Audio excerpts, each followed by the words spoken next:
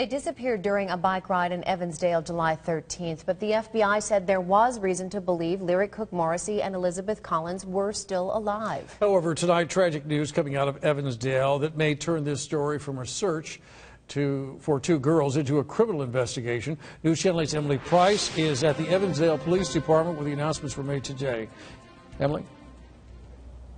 Evansdale police say hunters found the two bodies this afternoon around 12:30. They say they were in a wooded area, but they're not saying exactly where those girls were found today. Investigators say now the bodies are being sent to the state medical examiner's office in Ankeny for autopsies to determine if they are in fact Lyric and Elizabeth. The families were told shortly after the bodies were found Lyric Cook and Elizabeth Collins have been missing almost 5 months now. Police never named a suspect, and the reward grew to more than $150,000. Yeah, it's definitely not the outcome that we wanted, obviously. Numerous officers from many jurisdictions have worked on this case around the clock since the 13th of July when we were notified of this. This is a difficult thing for us to go through. It's a difficult thing for the people of the community, not just the community of Evansdale, but also the whole community that all came together and showed their support for the family and also for law enforcement. Of course, the horrible reality here now is that whoever did this to these girls is perhaps still out there. Evansdale police are asking for anyone who may have any information at all to call this number, 319-232-6682, 319-232-6682. Kevin and Stacy. Obviously not the news any of us wanted to hear. Emily, have we heard anything from either of the girls' parents, their families? We have not so far heard from them. They were not at the news conference today. They did, however, through the Evansdale police chief, want to extend their thanks to everyone who tried to look for their daughters and searched for their daughters, anyone who helped during this very difficult time these past almost 5 months. They wanted to extend their thanks, but at this point, that is all we have heard from the family. All right, Emily Price reporting live for us. Thanks, Emily. The area where the bodies were found is close to a curve in the Wapsipinicon River. The lowness of the elevation in this spot and the area's flood history would have been known to someone that frequented this area, and I believe this is the reason that it was chosen by the perpetrator. In late July, the area would have been covered in dense foliage and tree cover, providing privacy to the suspect.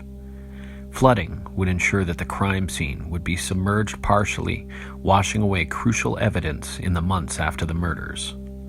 This would have given the killer his greatest ally, time. Just like the purse being thrown over the fence in Myers Lake, the area was chosen to further buy the suspect time as the investigation ramped up in Evansdale. Both of these aspects reveal something crucial about the suspect, in my opinion. To me, it reveals that the individual likely had an intimate awareness of law enforcement protocols concerning child abductions, and specifically jurisdictions. This is the likely reason that they were taken to Bremer County while search and rescue stayed in Evansdale. To be frank, this man was either on the inside with law enforcement during the search, or he was actively participating in the search and rescue efforts for the girls, likely controlling narrative and his image, as even some form of possible witness. Taking them to this area bought the perpetrator nearly 5 months because of the remoteness of the spot. The scene was exposed to the elements and wildlife, ensuring that his DNA and any other key evidence was washed away by the waters. You know, I've often wondered if he returned there over the course of months while the family suffered, tortured, like the fucking coward he is. I've also wondered how much of this guy's family suspects him. Did they defend him and the coincidences that point at him? Did they simply refuse to believe that he was capable of this heinous act? There is nothing that would have me protect a child-killing monster, so shame on them for ignoring these red flags. and the hunters that found the bodies are virtually silent the last decade. Why is this? Why not speak out about what you know? I know that you're in our groups watching. In the interview they did on news media, why did you force the interviews to be pulled down? Why do you need lawyers? It sure is good that I was able to acquire the interview in writing to give us insight into what was said. Kevin Dramstad and his family went hunting in the area on the morning of December 5, 2012. After only 2 hours, Kevin stumbled onto the scene. He claims that he didn't know what they had found until he overheard a police officer mentioning that they might have located the cousins over radio. In August of last year, a colleague and I interviewed Kevin by phone and recorded it. In the interview, he was very candid, speaking about the scene and the body specifically. Because of the nature of the case and the impact that these things might have on the investigation, I will not be disclosing much of the evidence that we spoke about. I will say, however, that everything was turned over to law enforcement, as it should have been a decade earlier, but was not. I believe that this area was not only the dump site, but is also likely the crime scene where the murders took place as well. Not surprisingly, Kevin refused to cooperate any further once he found out that I had been looking into an individual with dozens of coincidental connections to this case and to the girls. Later, a further coincidence connected this individual to Kevin and his family as well. And I want to be careful here, to not start a frenzy or to target any one individual. It's not my job. I only want law enforcement to do their jobs interviewing Kevin, his family, and anyone closely connected to this case in the manner that this individual is. To be honest, I'm alarmed that this guy is out there, lawyered up, not being questioned by the authorities. What is going on out there? 2 little girls were abducted and murdered by someone in your community. For a decade, you've had all the evidence, all the names, all the witnesses. Why are we repeating mistakes that we see in other cases? Have we not learned that while silence can be useful in a case, that transparency is a much better tool? Here we are a decade later, empty assurances that the case isn't cold, law enforcement not disclosing a thing to the families of the victims, no supports for them, no resources. Come on, law enforcement. You have thousands of people out here ready to help you find this guy. It's time for an update. For the past 2 years, Eastern Iowans have been waiting for answers about who kidnapped and killed 2 Evansdale cousins. Hunters discovered the bodies of Lyra Cook and Elizabeth Collins in rural Bremer County in December of 2012. Today, Evansdale police held a news conference to discuss their new focus. And CBS 2 News reporter Mugo Odigwe is here to explain. Mugo? Yes, Scott, we're coming on almost 3 years now and still no leads on finding out who killed the girls. Now authorities are refocusing their attention on the Seven Bridges Wildlife Area, the place where the girls' bodies were found.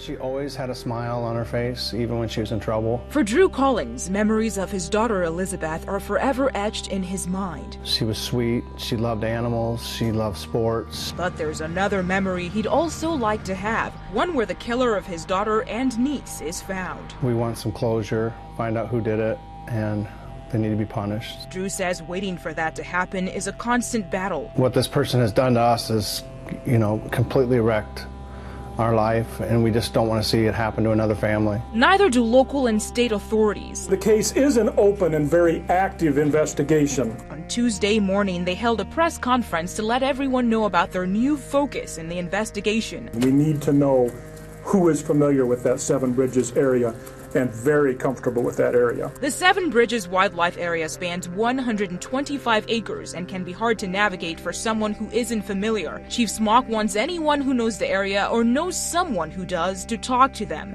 He says any information they can gather from those people may be the key to cracking the case. I have little doubt that eventually this case will be solved. I truly believe we're waiting for One phone call. Drew is hoping the determination from investigators will soon help put the killer behind bars. They're going to keep looking for you till they get you. Your time is up. It's coming. Investigators have asked CBS 2 News to share this tip line number with our viewers. If you have any information or are familiar with the Seven Bridges area, please call the number on your screen. And Scott will have that number on our website as well. Considering the past, I'm certain they'll probably get a number of tips. We hope so. Yep. I want to be clear. I do not support people going after one individual by name or sending messages or threats to them or any member of their family. This individual may in fact be innocent and be able to explain away the events that look suspicious. It is, however, extremely concerning to know that law enforcement has failed to follow up with at least a dozen tips from members of our group, and that they are no longer communicating with members of the victims' families without being prompted first. And our person of interest still lives in the region, lawyered up, his friends and family threatening legal action every time his name is brought up, fitting every component of the FBI profile and other coincidental traits. All we want is to know that this individual and any like him are being viewed and vetted thoroughly by law enforcement. And to his family, I know how uncomfortable it must be to feel like I'm centering you all out, but please know I feel compassion for you and your innocence in all of this. I hope that if you are in this group, that you also want justice for Elizabeth and Lyric.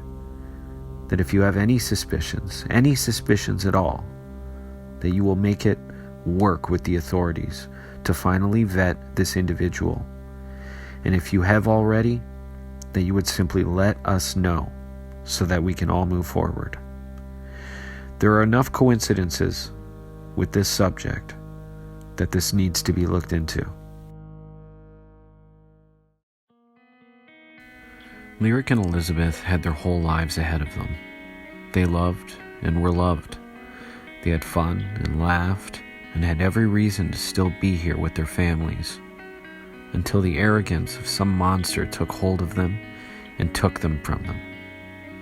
Their deaths destroyed lives, marriages, relationships. Isn't it time that we put this monster where he belongs? No matter who it is. I pray every single day for these families and appreciate all of you for getting their stories out there.